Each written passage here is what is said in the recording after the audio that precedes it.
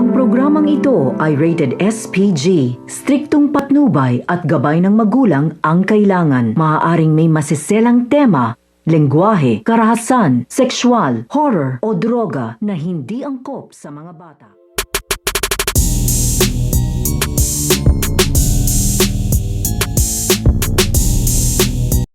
Ang pagkikita nitong ito nga si Armando at ito nga si Ramona. Dahil ito nga si Ramona at ito nga si Armando ay pagtatagpuin na nga dito ang kanilang landas. Dahil may nakarating nga na balita dito nga kay Armando na ito nga daw si Cardo Dalisay ay kinupkup nga daw ito ng isang grupo na ito nga daw sila Ramona. At alam nga dito nito nga ni Armando kung saan nga matatagpuan itong ang kampo nito nga ni Ramona at susugurin na nga nila ito. Kaya pinaghanda nga dito nga ni Armando ang kanilang mga tauhan upang sugurin nga nila dito itong ang kampo nito nga daw ni Ramona upang bawiin nga o kuhanin nito nga daw si Cardo Dalisay. Dahil malaking babuya nga daw ang kanilang makukuha pag nakuha nga daw nila dito ito nga daw si Cardo at magtitiwala pa nga daw dito ito nga daw First Lady na ito nga daw si Lily dito nga daw sa kanilang grupo.